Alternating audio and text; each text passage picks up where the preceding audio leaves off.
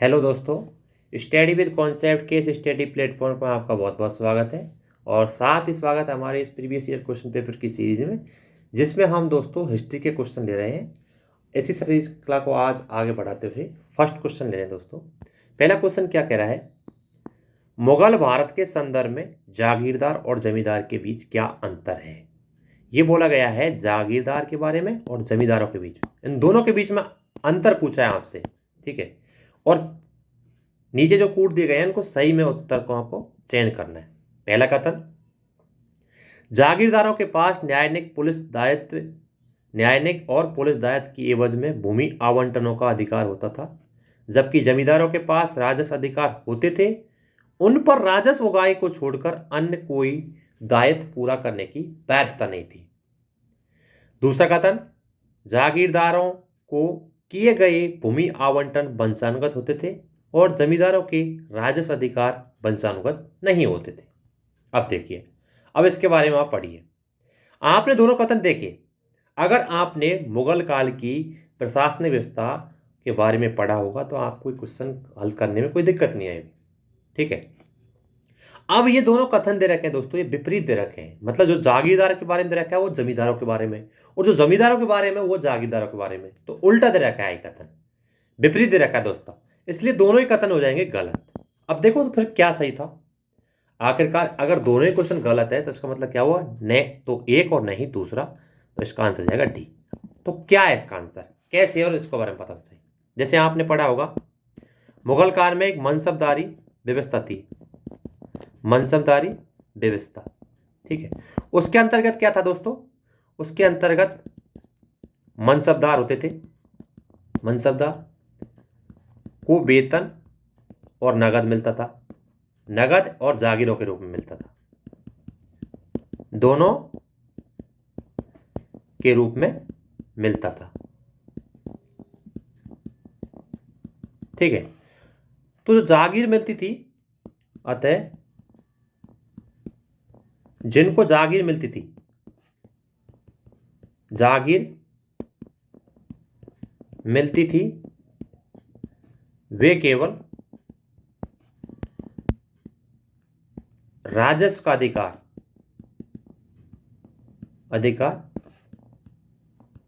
रखते थे, ना कि प्रशासन का। जागीरदारों के पास क्या है? केवल राजस्व का अधिकार था, उनको प्रशासन का अधिकार नहीं था। अब यहां क्या दे रखा है? जागीरदारों के लिए भूमि आवंटन वंशानुगत होते थे और जागीरदारों के राजस्व अधिकार वंशानुगत नहीं होते थे। सॉरी, जमींदारों के। अब जागीरदारों को दे रखा है यहाँ पे, तो इसलिए कथन तो होगा, ये तो होगा गलत। इसके अलावा और क्या चीज थी दोस्तों? जो जमींदार होते थे, जमींदार अपने क्षेत्र से राजस्व वसूली के साथ साथ न्यायिक तथा प्रशासनिक कार्य भी करते थे। जमींदारों के बारे में बात चल रही है। और उनके अनुवंशिक जो अधिकार होते थे, ना कि जागीरदारों के आनुवंशिक अधिकार। जमींदारों के वंशानुगत अधिकार होते थे, जागीरदारों के नहीं। और इसमें क्या दे रखा है? जागीरदारों को किए गए भूमि आवंटन वंशानुगत होते थे, इसलिए कथन दूसरा गलत हो गया। समझ रहे बात को? इसलिए गलत हुआ है। इसके अलावा इन दोनों में एक और अंतर था। अंतर एक और था, क्या था दोस्तों? जो जागीरदार होते थे का स्थानांतरण, मतलब उसकी बदली की जाती, ट्रांसफर किया था, स्थानांतरण किया जा सकता था, जबकि जमींदार जो होते थे, जमींदारों का भूमि पर राजस्व जो वसूली करते थे उसका वंशानुगत होता था, वंशानुगत अधिकार होता था। ठीक है, तो इसलिए दोनों कथन गलत है दोस्तों, क्योंकि जो इसमें कथन दे रखा है ना उल्टा दे रखा है। जो जागीरदार के बारे में बात है वो तो जमींदारों के बारे में दे रखा है यहाँ पे। ठीक है, और जो जमींदारों के बारे में वो जागीरदारों के बारे में दे रखा है, इसलिए दोनों कथन हो गए दोस्तों गलत। तो इसलिए इसका आंसर हो गया डी ऑप्शन। ठीक है, पहला का क्वेश्चन हो गया। अगला क्वेश्चन देखते हैं दोस्तों। दूसरा क्वेश्चन क्या कह रहा है, ये भी 2020-19 में आया वो क्वेश्चन दोस्तों। दूसरा क्वेश्चन कह रहा है निम्नलिखित कथनों पर विचार कीजिए। संत निम्बार्क जो थे अकबर के समकालीन थे। ठीक है, अगला कथन है संत कबीर शेख अहमद सर हिंदी के अत्यधिक प्रभावित थे। जो संत कबीर थे वो शेख अहमद सर हिंदी से बहुत ज़्यादा सॉरी संत कबीर शेख अहमद सर हिंदी से अत्यधिक प्रभावित थे। दो कथन दे रखे और आपसे पूछा कौन सा कथन सही है। जैसा कि आप देखेंगे तो संत निम्बार्क जो थे वो अकबर के समकालीन नहीं थे दोस्तों, बल्कि ये रामानुज के समकालीन थे। तो पहला हो गया कथन गलत। दूसरा कथन क्या कह रहा है, संत कबीर शेख अहमद सर हिंदी के अत्यधिक प्रभावित थे। अगर ये दोनों समकालीन होते तो प्रभावित भी होता, तो दोनों ये भी समकालीन नहीं दोस्तों। क्यों नहीं है समकालीन दोस्तों, इसके बारे में देखते हैं आप। तो देखो कबीर जी हुए थे 1398 से 1518 के बीच में, और शेख अहमद सर हिंदी हुए थे 1564 से और 1624 ईस्वी में। तो ये दोनों समकालीन तो हो ही नहीं सकते। अगर ये दोनों समकालीन नहीं है तो प्रभावित कैसे होगा इससे, समझ रहे हो बात को। तो इसलिए दूसरा कथन भी गलत है। तो इसका आंसर क्या निकल जाएगा, न तो पहला और न ही दूसरा। इसलिए इसका आंसर क्या निकल जाएगा दोस्तों, न तो पहला न ही दूसरा। इसके बारे में बताता हूं आपको। थोड़ा खांसी हो रही थोड़ी दोस्तों, इसकी वजह से माफी चाहता हूं। ठीक है, पहला क्या कह रहा है दोस्तों, जो निम्बार्क थे, निम्बार्क ये दोस्तों 12वीं सदी में था। और बात कर रहे हैं हम अकबर की, तो अकबर का शासनकाल कब था दोस्तों, अकबर का शासनकाल था 1556 से 1605 के ईस्वी के बीच में। तो इसके समकालीन कैसे हो जाएंगे, ये तो गलत हो गया। इसके अलावा दोस्तों बात कर रहे हैं हम संत कबीर की। किसकी बात कर रहे हैं दोस्तों, संत कबीर की। दूसरा कथन रहेगा ना, संत कबीर की बात कर रहे हैं। संत कबीर का टाइम पीरियड है 1398 से 1518 के बीच में, जबकि शेख अहमद सर हिंदी इसका टाइम है दोस्तों 1564 से 1624 के बीच में। ठीक है, तो ये भी इसके समकालीन नहीं है और इसी वजह से प्रभावित ही नहीं होगा। ठीक है, और शेख अहमद सर हिंदी जो थे ये नक्शबंदी जो सिलसिला था, सूफी सिलसिला या सूफी संप्रदाय था, संप्रदाय उससे संबंधित थे। इसके अलावा दोस्तों जो शख्स बंदी जो थे ये क्या है दोस्तों, सॉरी नक्शबंदी, जो शेख अहमद सर हिंदी नक्शबंदी सिलसिला से थे, ये क्या है, ये अकबर के समकालीन थे, समकालीन थे, न कि निम्बार्क। ठीक है, इसके अलावा इसके बारे में बताता हूं मैं थोड़ा सा। बाबर हो गया, औरंगजेब हो गया, बाबर औरंगजेब ये क्या है, नक्शबंदी जो संप्रदाय था के अनुयायी थे दोस्तों। क्या थे, अनुयायी थे।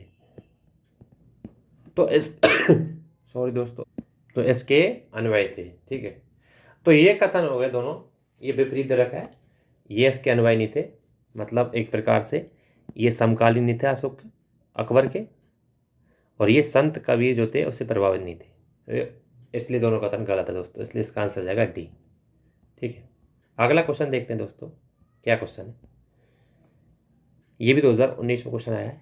मियां तानसेन के संदर्भ में निम्नलिखित में से कौन सा कथन सही नहीं है। ध्यान रखना है दोस्तों, क्या पूछा है क्वेश्चन में, सही नहीं है। पहला कथन, सम्राट अकबर द्वारा इन्हें दी गई उपाधि तानसेन थी। ठीक है, दूसरा कथन क्या कह रहा है, तानसेन ने हिंदू देवी देवताओं संबंधी ध्रुव पदों को रचना की थी। तीसरा क्या दे रखा है दोस्तों, सी ऑप्शन। तानसेन से अपनी संरक्षण को, जो संरक्षण दिया था उन्होंने, से संबंधित गानों की रक्षा की थी। तानसेन ने अपने रागों की मौलिक रचना थी उसके बारे में भी बात सही है। हमसे पूछा कौन सा सही नहीं है, तो दोस्तों ये तीनों कथन तो सही है, बी, सी और डी, लेकिन पहला कथन गलत है दोस्तों।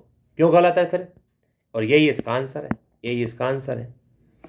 गलत क्यों है?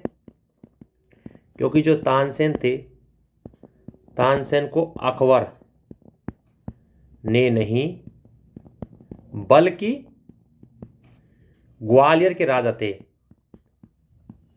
ग्वालियर के राजा विक्रमजीत ने उपाधि दी थी, अकबर ने नहीं दी थी। समझ रहे बात को? और इसलिए इसका कथन पहला ही सही है, क्वेश्चन का आंसर पहला है, क्योंकि ये गलत है। इसमें दे रखा है अकबर के द्वारा इसको उपाधि दी गई थी, ये नहीं बात, ये गलत है दोस्तों। और यही तो पूछा हमसे गलत कौन सा है, ग्वालियर के राजा ने दी थी जिसका नाम विक्रमजीत था। ठीक है, अकबर के काल के प्रमुख संगीतकारों के बारे में पता होना चाहिए आपको। संगीतकार थे तानसेन, बाज बहादुर,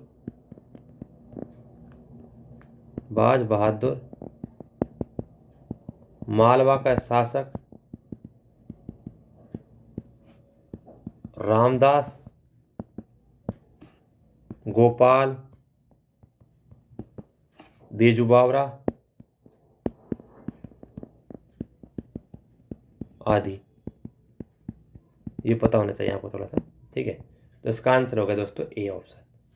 ठीक है, अगला क्वेश्चन देखते हैं दोस्तों। ये भी 2019 में क्वेश्चन आया दोस्तों।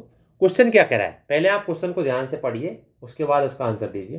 क्वेश्चन क्या कह रहा है, इनमें से किस मुगल सम्राट ने सचित्र पांडुलिपियों से ध्यान हटाकर चित्राधार और व्यक्तिगत रूप चित्रों को अधिक जोड़ दिया?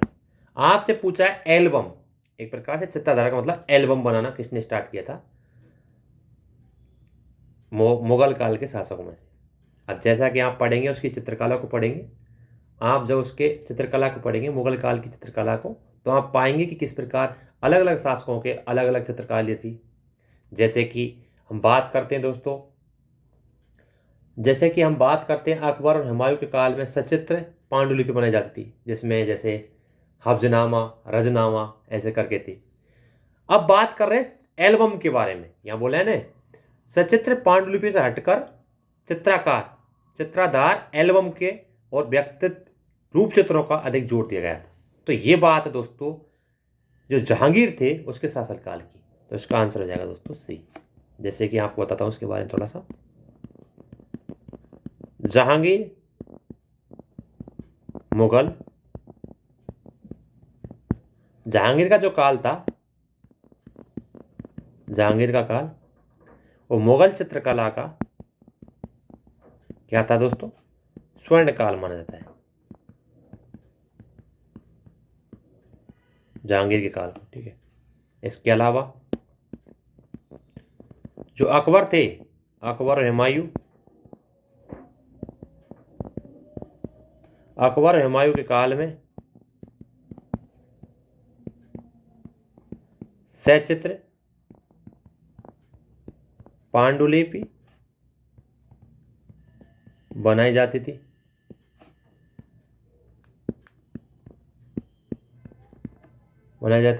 जैसे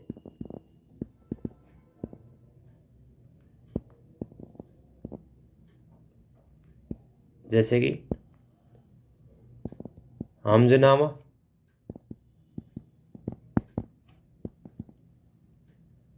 रजमनामा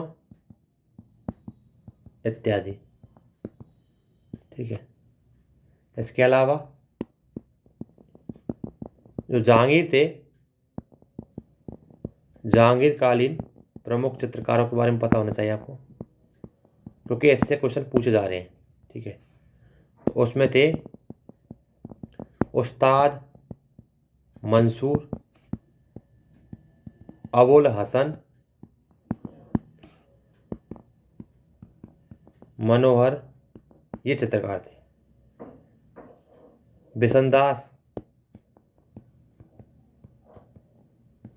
ये प्रमुख चित्रकार थे। ठीक है, अब हमसे पूछा गया है कि एल्बम के बारे में, तो ये जहांगीर के काल की बात है। ठीक है, इतना पता होना चाहिए चित्रकारों के बारे में, क्योंकि इससे क्वेश्चन पूछ जा रहे हैं। अगला क्वेश्चन क्या कह रहा है, ये यूपीएससी 2018 में क्वेश्चन आया हुआ था। मैंने आपसे पहले ही बताया है, मैंने आपको पहले ही बताया कि यूपीएससी क्या है, विदेशी यात्रियों के वृत्तांतों से क्वेश्चन पूछता है। वही क्वेश्चन है। निम्नलिखित विदेशी यात्रियों में से किसने भारत में हीरों की जो खान है उसका विस्तृत चित्रण किया है। अब देखो 4 ऑप्शन देखिए। पहला ऑप्शन देखिए फ्रांसवा बर्नियर के बारे में। दूसरा देखते हैं तो ज्यो बैप्टिस्ट टर्नियर के बारे में। तीसरा देखते तो ज्यो दा थेबेरोनो के बारे में। और डी देखते तो अबेद थर्मेलेमू कार्य के बारे में। तो मेरा कहने का मतलब यह है, अगर आपने इनके बारे में नहीं पढ़ा और क्वेश्चन आ गया तो उसमें यही हो सकता है दोस्तों, या तो आपने पढ़ा हो। तो 1 लाइन क्वेश्चन में ये ऑप्शन नहीं होता कि आप तुक्का मार सकते। इसमें तो यह है कि पढ़ा है तो आप क्वेश्चन को आराम से हल कर सकते हैं।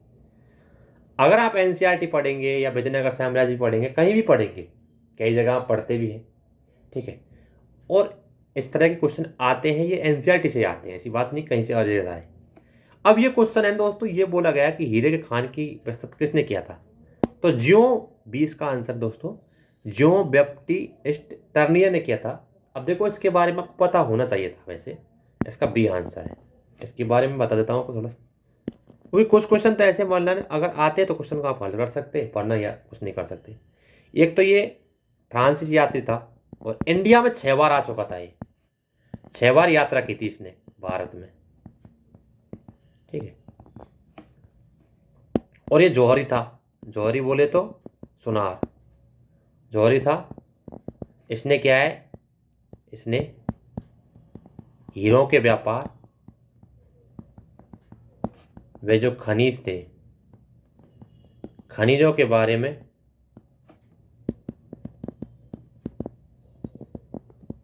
विस्तार से लिखा है। जैसे टर्नियर कहता है, टर्नियर ये कहता है कि इसने गोलकुंडा कि हीरों की जो खान है, हीरों की खान के बारे में लिखा, काफी लिखा था इसने, इसलिए इसका आंसर देगा दोस्तों बी। ठीक है, अगला क्वेश्चन देखते हैं दोस्तों। निम्नलिखित में से कौन सा एक काकतीय राज्य की अति महत्वपूर्ण समुद्री पत्तन है। कहने का मतलब बंदरगाह के पूछा है, और बंदरगाह किस काल का पूछा है, तो काकतीय राजवंश के बारे में। अब ये 2017 में क्वेश्चन आया था, आपको बंदरगाह के नाम दे रखे, लेकिन आपसे विशेषकर पूछा है एक साम्राज्य को लेकर, काकतीय राजवंश के साम्राज्य था उसमें कौन सा ये बंदरगाह है। इनमें से पहला दे रखा है काकीनाडा, दूसरा दे रखा है मोटुपल्ली, और तीसरा दे रखा है नेल्लेरू, और चौथा दे रखा है मछलीपट्टनम। अब देखो दोस्तों, सबसे बड़ी बात क्या है कि आप अगर विजयनगर साम्राज्य पढ़ेंगे या काकतीय राजवंश पढ़ेंगे, जैसा कि अब यूपीएससी आने वाले ईयर्स में क्या क्वेश्चन पूछ रही है, जैसे 2023 में आपने क्वेश्चन देखा होगा, किसी बंदरगाह के बारे में पूछ लिया, या फिर ये किसी शासक के बारे में पूछ लिया कौन से राजवंश से, जो प्रसिद्ध राजवंश के थे, और क्षेत्रीय राजवंश से क्वेश्चन पूछ रहे, क्षेत्रीय राज्य के जो थे। अब इसमें काकतीय राजवंश महत्वपूर्ण हो जाता है। काकतीय राजवंश में माटुपल्ली एक बंदरगाह था, जिससे काफी तादाद में व्यापार किया जाता था इस पत्तन से, इस बंदरगाह से। तो इसका आंसर हो जाएगा दोस्तों बी। काकतीय राजवंश के बारे में आपको पता होना चाहिए। वैसे काकतीय साम्राज्य, ये रुद्रमा देवी आपने नाम सुना होगा, रुद्रमा देवी एक प्रसिद्ध शासिका हुई थी इसमें, प्रसिद्ध शासिका। इसके अलावा मार्को पोलो ने भी रुद्रमा देवी की सराहना की थी।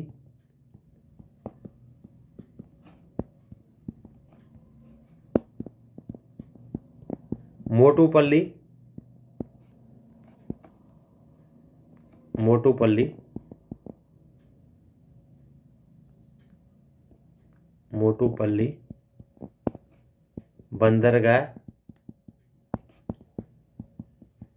काकतीय साम्राज्य का सबसे महत्वपूर्ण पत्तन था। और यही तो हमसे पूछा है।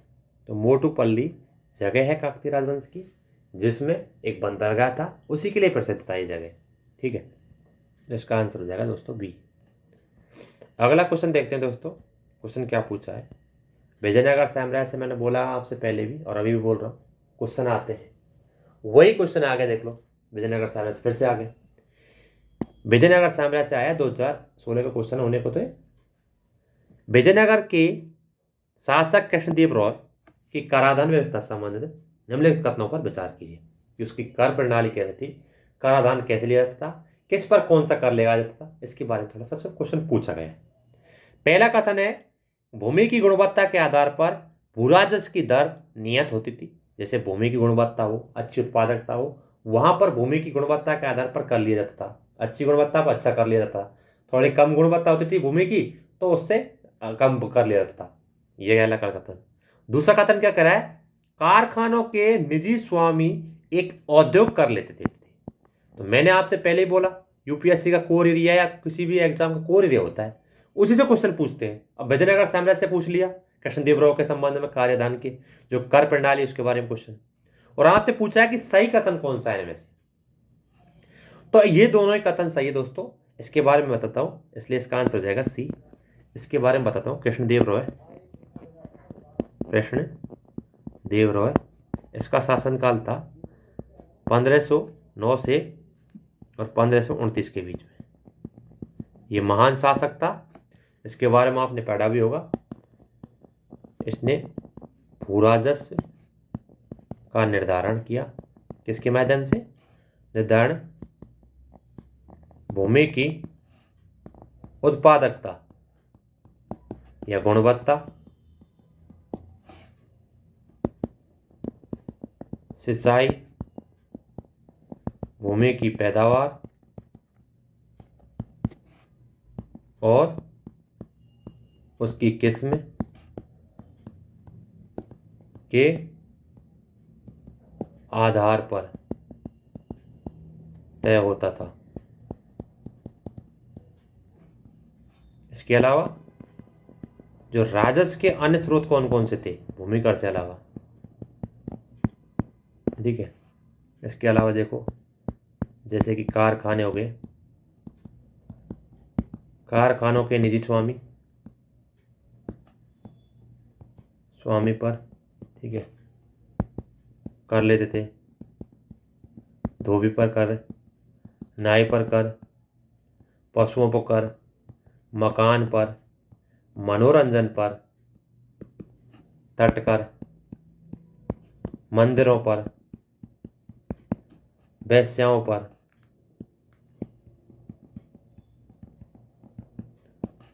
आदि पर कर लगाए जाते हैं।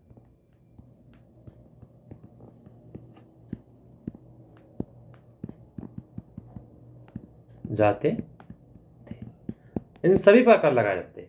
और हमसे ये तो पूछा है कि दूसरा कथन दे रखा है कि निजी स्वामी एक औद्योगिक कर था। तो बिल्कुल था, अगर इतना कर ले रहे तो निजी स्वामी तो होना ही होना है, औद्योगिक कर तो होना ही होना है। तो इसलिए इस दोनों कथन सही है दोस्तों। अगला क्वेश्चन देखते हैं, बड़ा ही सिंपल क्वेश्चन है। मैंने आपसे पहले ही बताया, मैं बार बार यही चीज पर ध्यान आपका केंद्रित कर रहा हूं कि जो क्वेश्चन पूछे जा रहे हैं उसमें देखो आप क्वेश्चन कैसे पूछे जा रहे हैं, टर्मिनोलॉजी से क्वेश्चन पूछे जा रहे हैं। जैसे इसमें दे रखा है, देखो, भारतीय इतिहास के संबंध में मध्यकाल में बंजारे क्या थे, सामंत कौन थे। यूपीएससी 2016 में क्वेश्चन पूछा गया। कृषक थे या योद्धा थे या बुनकर थे या व्यापारी थे। जैसा कि आप एनसीईआरटी पढ़ेंगे सॉरी जैसा कि आप एनसीईआरटी पढ़ेंगे तो आप पाएंगे कि ये क्वेश्चन 6th क्लास की एनसीईआरटी, सॉरी 7th क्लास की एनसीईआरटी से क्वेश्चन पूछा गया है। अब देखो बंजारों के बारे में, तो बंजारे आपने पढ़ा होगा। बंजारे क्या होते थे? एक प्रकार से व्यापारी होते थे। और ये वो व्यापारी थे जो घुमक करते एक जगह से दूसरे स्तर तक जाना, इसलिए इसका आंसर जाएगा डी, व्यापारी। बंजारा या बंजारी लोग जो थे ये क्या है, व्यापारी थे। और कैसे व्यापार थे दोस्तों, ये खाना बदोश थे, एक जगह यहाँ फिर दूसरी जगह कहीं और, खाना बदोश जिंदगी जीते थे, ठीक है। और उनका कारवा मतलब इकट्ठा होकर जाते समूह में, उनका कारवा को टांडा कहते थे, टांडा। इसके अलावा जो सुल्तान अलाउद्दीन खिलजी थे, अलाउद्दीन खिलजी, उन्होंने क्या किया, उनके समय में जो बंजारे थे, बंजारों का इस्तेमाल किया था, किसमें इस्तेमाल किया था, नगर के बाजारों में माल ढोने के लिए, तक अनाज ढुलाई के लिए, ढुलाई के लिए अनाज ढुलाई के लिए करते थे, ठीक है। ये तो पूछा है आपसे, तो ये व्यापारी थे एक प्रकार से। अगला क्वेश्चन देखते हैं दोस्तों। अगला क्वेश्चन क्या कह रहा है आपसे, ये भी मैंने आपसे क्या बोला, क्वेश्चन क्या है, जैसे अब देखो ज़्यादातर जो क्वेश्चन है दोस्तों, टर्मिनोलॉजी क्वेश्चन आजकल क्या है, मध्यकालीन इतिहास के बारे में क्वेश्चन आने लगे टर्मिनोलॉजी से लेके, विशेषकर सल्तनत काल हो गया, मुगल काल की जो टर्मिनोलॉजी होती है उनसे क्वेश्चन पूछ जाते हैं, या फिर विजयनगर साम्राज्य से कोई टर्मिनोलॉजी पूछ लिया, किसी सिक्के के बारे में पूछ लिया, किसी मतलब एक टर्मिनोलॉजी ले ली, जैसे कि इसमें दे रखा है मध्यकालीन इतिहास के आर्थिक इतिहास के संबंध में अर्घट्टा किसे निरूपित करता है, अर्घट्टा क्या था कहने का मतलब, ये भी एनसीईआरटी क्वेश्चन पूछा है। ऑप्शन ए है बंधो मजदूरी, ऑप्शन बी है सैन्य अधिकारियों को दिए गए दान की भूमि जो थी, भूमि अनुदान, ऑप्शन सी है भूमि की सिंचाई के लिए प्रयुक्त जल चक्र या वाटर व्हील, और ऑप्शन डी है कृषि भूमि में बदली गई बंजर भूमि। अब देखो दोस्तों, ऐसे क्वेश्चन होते हैं वो आपने पढ़े होंगे तभी इसको क्वेश्चन का आंसर निकले। तो अर्घट्टा क्या है दोस्तों, इसका सी आंसर है। अर्घट्टा क्या है, जो भूमि की सिंचाई करते थे उसके लिए जल चक्र था, वाटर व्हील था ये, ठीक है। इसके बारे में बताता हूं आपको, सी इसका आंसर है, वाटर व्हील, वाटर व्हील था ये। बाबरनामा, बाबरनामा में 16वीं सदी, 16वीं सदी में इसका उल्लेख मिलता है, ठीक है दोस्तों। इसका आंसर हो गया सी। तो ऐसे क्वेश्चन भी आते हैं। अगला क्वेश्चन देखते हैं। अगला क्वेश्चन देखो दोस्तों, इस प्रकार के पहले भी क्वेश्चन आए हैं और इसमें पूछा है मध्यकालीन भारतीय राज्य के बारे में और वर्तमान में उनका क्षेत्र कहाँ पे है, इसके बारे में दे रहा है। मध्यकालीन भारतीय राज्य और उसके वर्तमान क्षेत्र, जैसे चंपक मध्य भारत दे रखा है, दुर्गर जम्मू के बारे में, कुलूत मालाबार के बारे में। अब ये मध्यकालीन जगह है और वर्तमान जगह इधर रखिए, कौन सा सही है। ये 2015 में आया था क्वेश्चन। अब देखो थोड़ा सा इसके बारे में पता होना चाहिए था, ये भी क्वेश्चन आते हैं। तो जो चंपक था, चंपक दोस्तों हिमाचल में है, न कि मध्य भारत में। तो पहला तो हो गया गलत, और हम सही पूछा है ना, पहला हो गया गलत। दूसरा है दुर्गर, तो ये जम्मू में दोस्तों, ये बात बिल्कुल सही है। लेकिन जो कुलुत है, क्या दोस्तों, कुलुत जो है ये दोस्तों मालाबार नहीं होकर ये भी हिमाचल में दोस्तों, हिमाचल प्रदेश में। तो इसका आंसर क्या होगा दोस्तों, केवल जम्मू इसका आंसर हो गया, जम्मू में दुर्गर है, ठीक है। तो 20 का आंसर हो गया। कुल्लू को कुल्लू भी कहते हैं दोस्तों वर्तमान में, कुल्लू मनाली सुना होगा आपने उसे, ठीक है। अब मेरे कहने का मतलब क्या है दोस्तों, मेरे कहने का मतलब ये था इसमें कि आपने जो क्वेश्चन देखे प्रीवियस ईयर क्वेश्चन, इसमें आपने पाया होगा कि टर्मिनोलॉजी से क्वेश्चन आ रहे हैं, या किसी प्रशासन की जो प्रशासन प्रणाली होती थी सल्तनत काल की हो गई या मुगल काल की हो गई मध्यकालीन भारत में, उससे क्वेश्चन पूछ जा रहे हैं। तो मैं आपको यही बताने वाला हूँ, आपको बार बार ये संकेत कर रहा हूँ। जैसे ये क्वेश्चन आया था बंजारों वाला, ये भी टर्मिनोलॉजी थी मध्यकालीन भारत की। और इससे पहले 2022 में आपने देखा कि फणम विजयनगर साम्राज्य का सिक्का था, उससे क्वेश्चन पूछ लिया। तो मेरा कहने का मतलब दोस्तों, आपको जो प्रीवियस ईयर क्वेश्चन देख लेना सीधे, इसमें ये मत देखिए कि हम क्वेश्चनों को कैसे कर रहे हैं, आप ये देखिए कि क्वेश्चन का तरीका क्या है और क्वेश्चन का पैटर्न बदल सकता है। पर उनकी जो थीम कोर एरिया है यूपीएससी का, वहीं से क्वेश्चन आ रहे हैं बार बार, ये मैं आपको बार बार बता रहा हूँ। और यही आप जब समझेंगे तभी आपको इस सीरीज का फायदा मिलेगा दोस्तों। तो धन्यवाद दोस्तों, यहाँ तक बने रहने के लिए आपको बहुत बहुत